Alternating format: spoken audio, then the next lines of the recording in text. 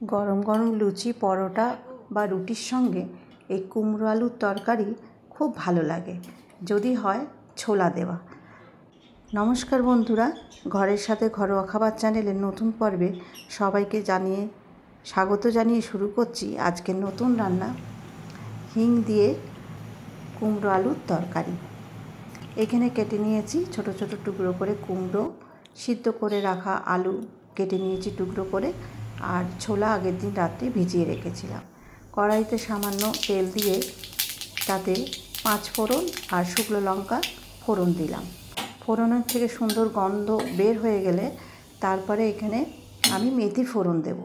মেথিটা খুব অল্প পরিমাণ, কিন্তু মেথিটাকে পোড়ানো যাবে না। এবার সঙ্গে সঙ্গে কুমড়োটাকে দিয়ে দিতে হবে। যেহেতু আলুটা সিদ্ধ করে কাটার টুকরো করা আছে, সেই জন্য কুমড়োটাকে আগে আমি তেলে ভালো করে ভেজে নেব, নরম হওয়া পর্যন্ত। ঢাকা দিয়ে দিয়ে ভাজছি, যাতে কুমড়োটা খুব তাড়াতাড়ি নরম হয়ে যায় এবং ভালোভাবে ভাজাটাও হয়।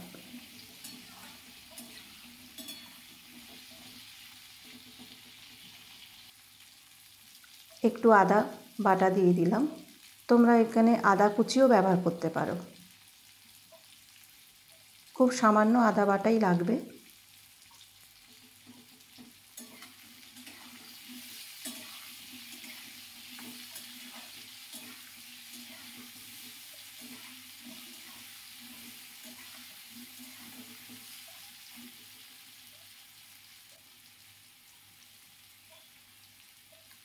এবার একটু লবণ দিয়ে দিলাম। লবণ দিলে সমস্ত সবজি যখন ভাজা হয়, ভাজার সময় লবণ দিলে সবজিগুলো একটু নরম হয়। কুমড়োটা প্রায় ভাজা হয়ে এসছে।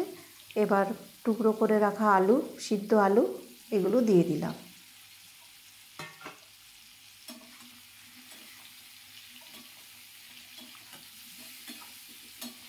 মিডিয়াম টু লো ফ্লেমেই রান্নাটা করতে হবে।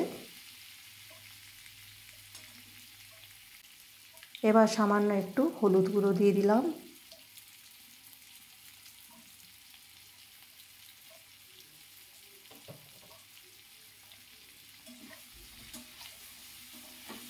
ভালো করে কিন্তু তেলেতে কুমড়ো আর আলুটাকে ভালো করে কষতে হবে। বেশ ভালো রকম ভাজা ভাজা হয়ে এলে এখানে ভিজিয়ে রাখা ছোলাগুলো দিয়ে দিলাম।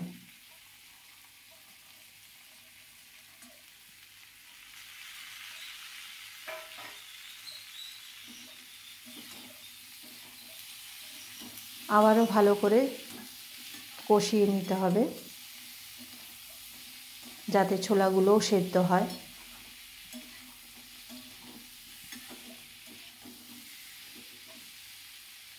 এইবারে দেব হিং। হিংটা কিন্তু শুরুতেই দেব না, হিং এই সময় দেব।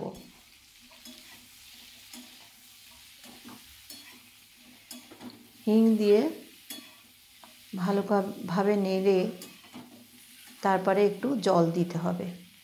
এর মধ্যে দিয়ে দেবো কাঁচা লঙ্কা। যে যেমন ঝাল খাও সেই অনুযায়ী কিন্তু তোমরা ঝালটা কম বেশি করে দিতে পারো।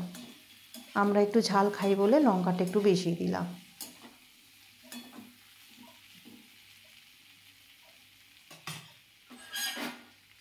এবার দিয়ে দেব সামান্য জল, তাতে আলু কুমড়োটা বেশ মাখা মাখা হবে। কিছুক্ষণের জন্য ঢাকা দিয়ে রাখবো, যাতে লঙ্কাগুলো আর ছোলাগুলো ভালোভাবে সিদ্ধ হয়ে যায়।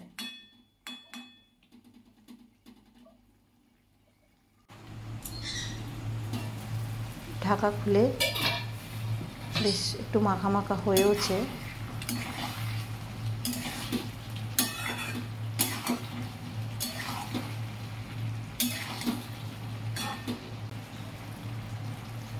এবার দিয়ে দেবো চিনি।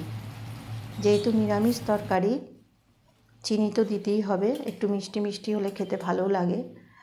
নিরামিষ দিনেই হোক বা অন্য সময় লুচি তরকারি, লুচি পরোটা রুটি এগুলোর সঙ্গে তো ভালো লাগে সব সময়ের জন্য কুমড়ো আলুর তরকারি। আর নিরামিষ দিনে বা উপোসের সময় এরম তরকারি করে খাওয়াই যায়। বেশ একটু ঘনত্ব হয়ে এসছে, বেশ মাখা মাখা টাইপের হয়েছে। আমার কিন্তু রান্না হয়ে গেছে। এইবার তুলে নেব তরকারিটা। আজকে আমার রান্না তোমাদের কেমন লাগলো কমেন্ট করে জানিও। ভালো লাগলে সাবস্ক্রাইব আর লাইক করে দিও। সবাই ভালো থাকবেন, সুস্থ থাকবেন। আজকের মতন টাটা।